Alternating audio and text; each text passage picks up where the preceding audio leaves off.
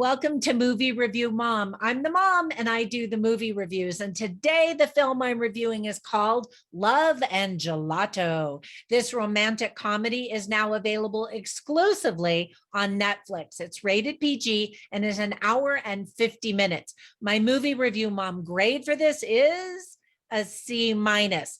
Keep watching and I'll tell you why.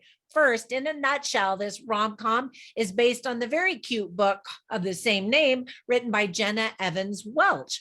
The screenplay was written and directed both by Brandon Camp. The story is about Lena, who makes a promise to her dying mother that she'll spend the summer before college in Rome, where her mom fell in love many years prior.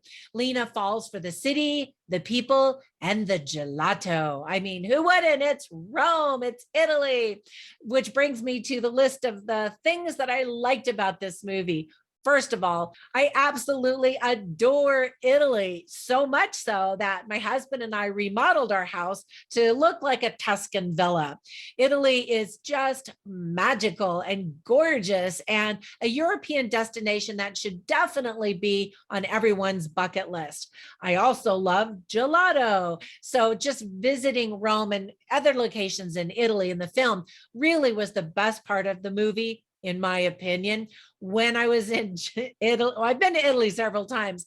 The last time I went, we had gelato at least once a day. And it's so fun to see how the various gelato shops serve it, sometimes with piles of whipped cream, sometimes with a cookie on top of it, sometimes anyway, it just, oh, I could talk about gelato in Italy all day long.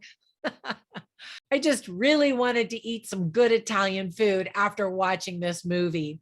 So the cast includes faces that I've never really seen before, such as Susanna Skaggs, Saul Nani, Tobias DeAngelis, Owen McDonald, Angelica Washington, and Valentina Loravini.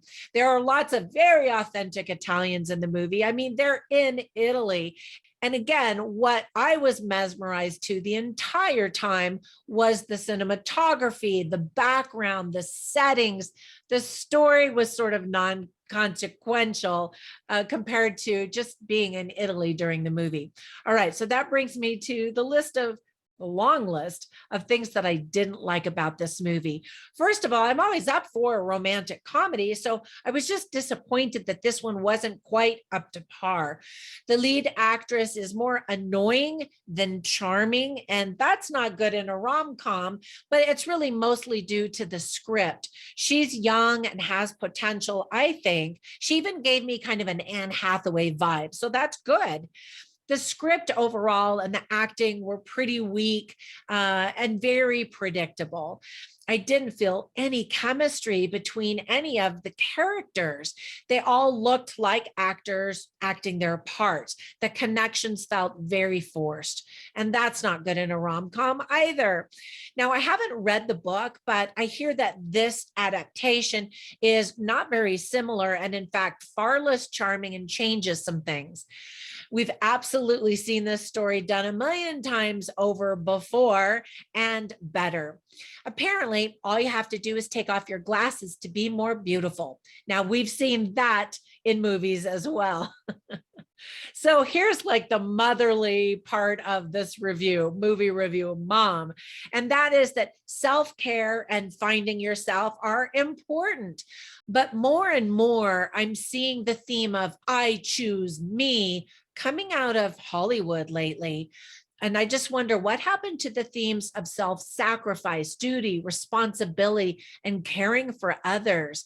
It's all focused on me and my happiness and that I'm the only one who truly matters philosophy. That creates a very narcissistic society. And we're seeing that in the younger generations, millennials and Gen Z.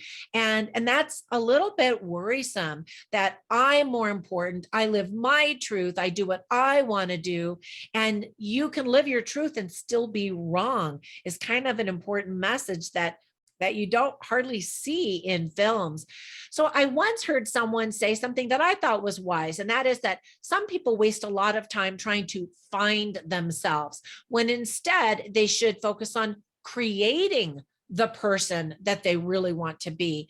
And I like that sentiment, because a lot of times people waste time and money traveling to Europe, trying to find themselves as if, it's at another destination. And while that's a great excuse to travel, you've got to create yourself and decide who it is that you want to be. Nobody's going to just hand you the recipe for the person that you should be. Anyway, another thing that bugged me about the movie is that it's super easy to just run off to Europe if you happen to know rich people who will feed, clothe, and house you over there, right? Sometimes movies like this set up very unrealistic expectations for young people who want to duplicate what they're seeing on the big screen. Do you know what I mean? I spent a lot of my time watching this movie rolling my eyes. So let me give you some tips for parents. There is talk of unmarried couples having intimate relationships. People drink a lot of wine in the movie. Young adults get into trouble by trespassing and even destroying property that's not their own. Some of the good themes that are illustrated well in the movie are family, kind of coming of age moments in a story, finding yourself, creating yourself, love, courage, trying new things, listening to your heart, the magnificence of Italy, friendship, and supporting others. Now, one thing I forgot to mention about this lead character is here she is just exposed to this incredible new country with new smells and tastes and people and culture and language and all of that. And her automatic reply is, no, I'm not going to do that thing. So as a theme of being willing to try new things, don't be like her. Now, I always write down funny lines and interesting lines on my written review at moviereviewmom.com, but I didn't really write down anything funny. Nothing came to my mind. Nothing actually made me laugh. That's not good. But I will share some interesting lines with you. So the first one is spoken by Lena, who's played by Susanna Skaggs, and she says to someone, I know you've got this, but if there's ever a moment when you don't, you've got me. And I thought that that was really sweet. There is definitely a theme of being supporting of others, to your friends, your loved ones, that kind of thing. And then just a line from the book and the movie is when Lena says, book air is the best air. And I can absolutely relate to that. I'm an author of 31 nonfiction books, and I love reading. I love libraries, and I love that feeling that you get opening up that new book and diving into a world that's ready to be explored. So whether you can actually go across the world and explore new lands, certainly open up a book and you can explore them that way too. All right, before we go, let me give you a recommendation for another movie that I think that you'll really enjoy, especially if you love Italy like I do. It's called Under the Tuscan Sun. Now, it's not a coming of age story with a young woman, but a woman who just recently divorced. So she runs over to Italy, Tuscany specifically, in hopes of recreating herself and reflecting on the lessons learned and all of that kind of stuff. And so you get to go to Italy again with her as she discovers more things about herself and others. And I don't want to give you any spoilers. It's a little bit of an older movie. You might have seen it before, but if not, no spoilers. All right, that's it for my review. Have a fantastic day. I hope that you'll enjoy this movie, and I'll catch you in the next one. Bye for now.